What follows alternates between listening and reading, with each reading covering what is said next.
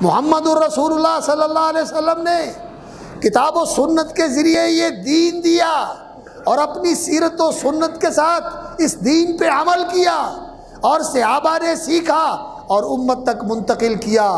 یہ مدینے کے اندر لوگوں کی زندگیوں میں شامل ہونے والا دین، جس کی بنیادیں مکے سے اٹھائی گئی، بیت اللہ سے اٹھائی گئی اور مدینے میں جا کر یہ ایک تراور اور چھتنار اور سایہ دار اور ثمر بار درخت بن گیا، اور اس کی مثال ایسے بن گئی کشجرۃ طیبۃ اصلها ثابت وفرعها فی السماء۔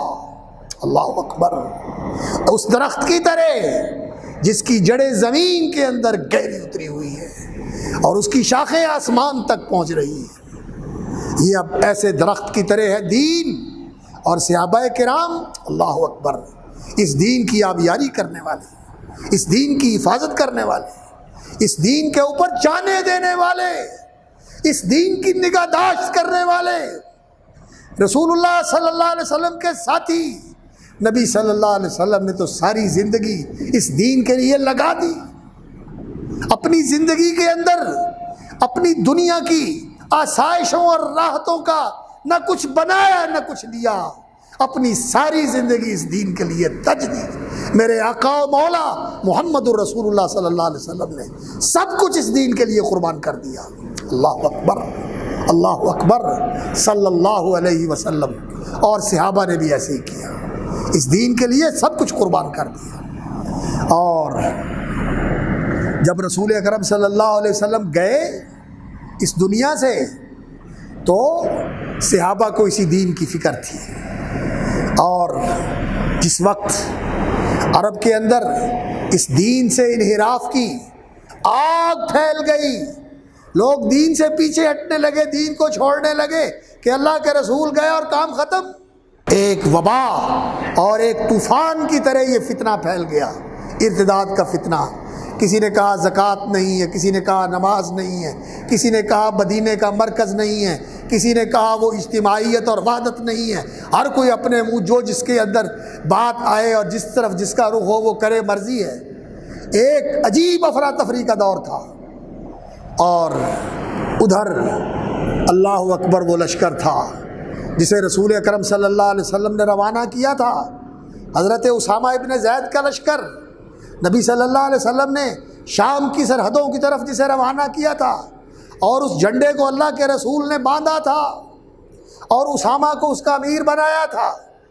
جب حضرت ابو بکر کی بیعت ہوئی اور سیدنا صدیق اکبر خلیفہ رسول بنے صلوات اللہ وسلامہ علیہ، ورضی اللہ عن خلیفۃ رسول اللہ، اللہ اکبر، تو اس وقت پورے عرب کے اندر ارتداد کے فتنے کی آگ پھیلی ہوئی ہے، اور پورے عرب کو کنٹرول کرنا لوگوں کو مشکل لگ رہا ہے کہ سارے عرب کے ساتھ مقابلہ کیسے کیا جائے۔ لوگوں نے مشورہ دیا کہ ابو بکر لشکر کو روک لیں، نہ جانے دیں، لشکر کو روک لیں، نہ جانے دیں، یہاں ضرورت ہے، مدینے کو خطرہ ہے، لوگ کہیں ادھر حملہ آور نہ ہو جائیں۔ اس لشکر کو روانہ کر دیا تو مدینہ فوج سے خالی ہو جائے گا۔ ابو بکر صدیق نے کیا کہا؟ دیکھیے دین یہ ہے۔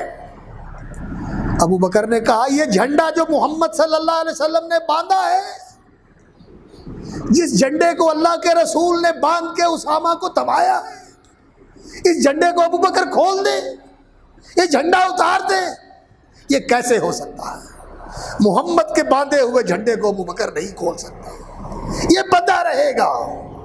اور جس لشکر کو محمد الرسول اللہ صلی اللہ علیہ وسلم نے روانہ کیا ہے، اس لشکر کو ابو بکر روک لے کہ یہ لشکر نہ جائے، اور میں تو محمد کے مشن کو جاری کرنے کے لیے بیٹھا ہوں، اس لیے کھڑا ہوں، میں اس مشن کو موقوف کر دوں، یہ کیسے ہو سکتا ہے؟ عمر جیسا دلیر شیر دل بہادر گھبرایا ہوا ہے، کہتا ہے ابو بکر یہ موقع بڑی دانش مندی کا ہے اور احتیاط کا موقع ہے۔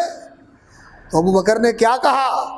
سینے کے اندر ہاتھ مار کے دھکا دیا، جبار فی الجاہلیت وخوار فی الاسلام، اور جاہلیت کے زمانے میں بڑی دلیریاں اور بڑی شیر دلیاں دکھاتا تھا، اور آج کمزور اور بزدلی دکھا رہا ہے.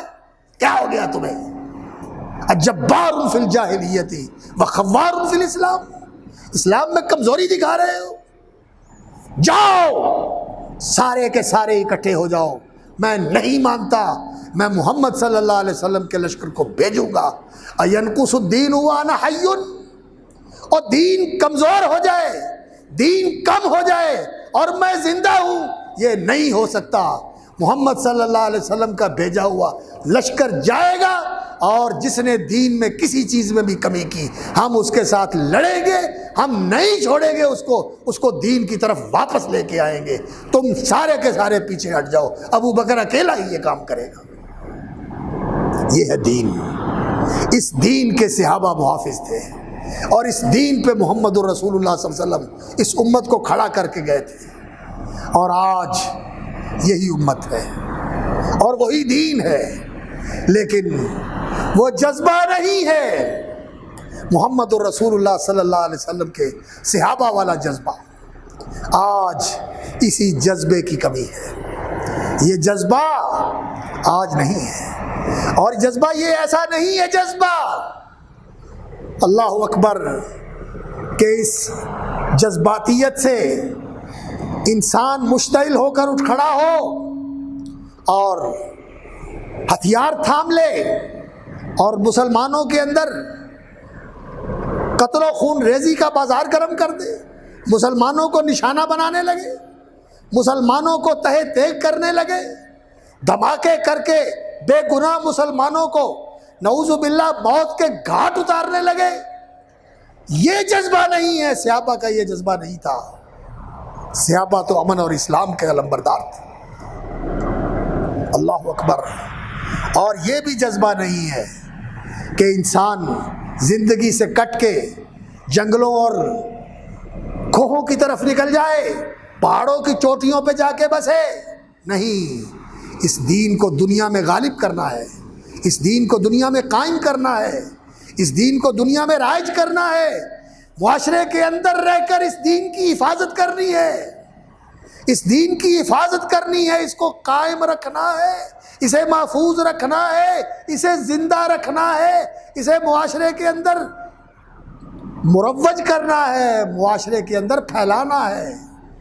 زور سے نہیں، قوت سے نہیں، اسلحے کے زور پہ نہیں، کلاشن کوف سے نہیں، دعوت کے ساتھ، صبر کے ساتھ، حکمت کے ساتھ، تبلیغ کے ساتھ، موعظت کے ساتھ. ہاں، جہاں کوئی دین کے راستے میں رکاوٹ بنتا ہے تو وہاں جب امت کے علماء، امت کے حکماء، امت کے اہل الحل والعقد اگر یہ فیصلہ کریں کہ یہاں قوت کا استعمال کرنا چاہیے تو قوت کا استعمال بھی اس دین کے اندر نہ صرف جائز ہے بلکہ اس دین کا ذروۃ السنام ہے، چوٹی کا عمل ہے، چوٹی کا عمل، چوٹی کا عمل ہے. جہاد منسوخ نہیں ہے، جہاد ختم نہیں ہوا، جہاد باقی ہے اور جہاد قیامت تک باقی ہے. لیکن یہ نہیں ہے کہ جس کے جی میں آئے وہ جہاد کا جھنڈا اٹھا کے کہے کہ آؤ میں جہاد کر رہا ہوں. نہیں، کوئی مسلمانوں کو مار کے جہاد کرتا ہے اور کوئی اسلام کے نام پہ کہیں فساد اور دنگا برپا کر کے کہتا ہے میں جہاد کرتا ہوں.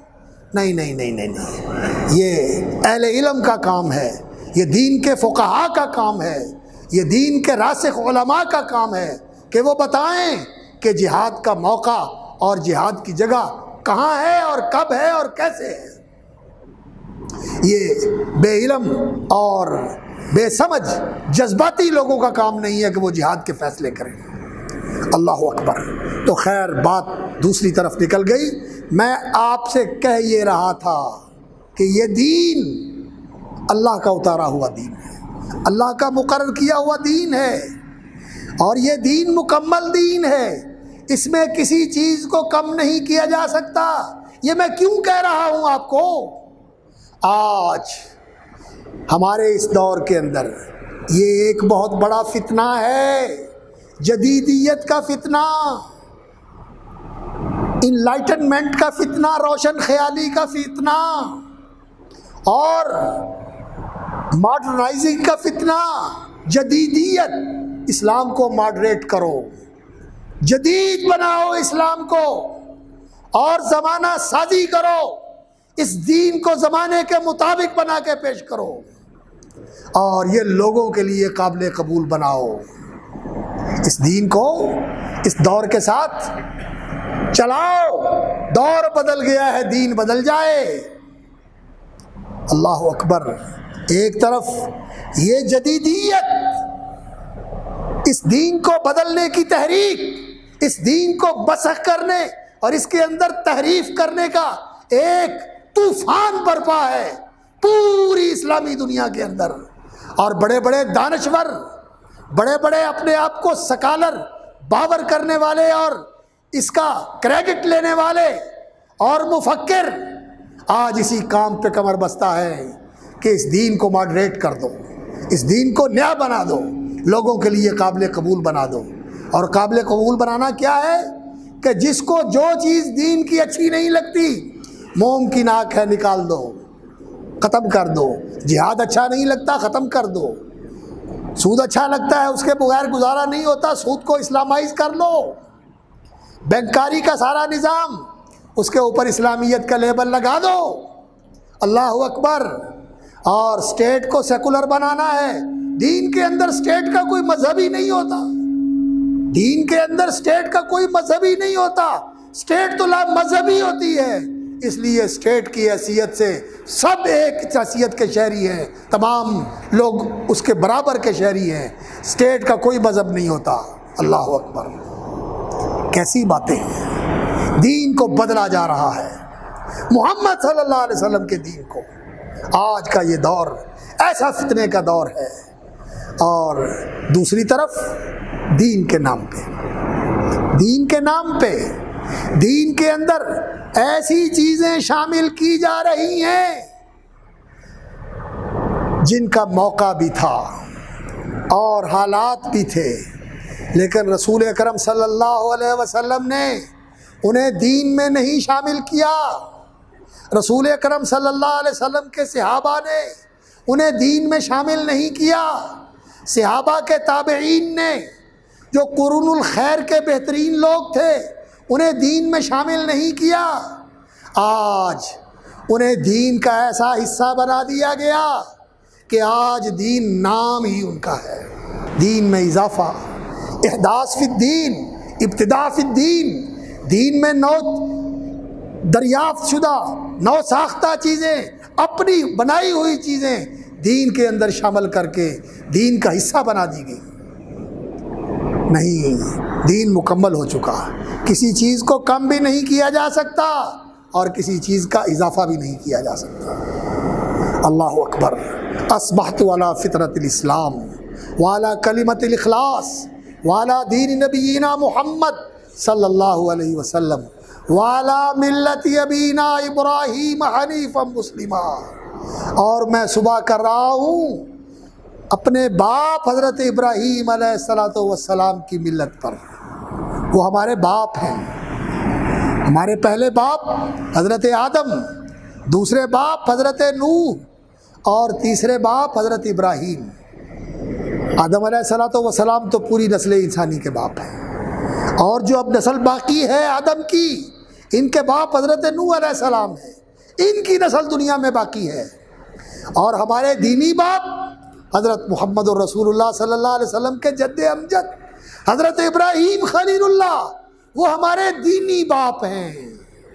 ملت ابینا ابراہیم حنیفا مسلما، ان کی ملت کے اوپر تو یہ اہل ایمان، یہ مومنین، یہ محمد الرسول اللہ صلی اللہ علیہ وسلم کے پیروکار، محمد الرسول اللہ صلی اللہ علیہ وسلم کے امتی، یہ ملت ابراہیمی کے پیروکار ہیں۔ تو اس ملت ابراہیمی کا جہاں ایک یہ بہت بڑا سبق ہے کہ اس علت کی بنیاد حنیف مسلمہ، حنیفیت کے اوپر ہے، ایسی توحید جس میں شرک کا کوئی شائبہ نہیں۔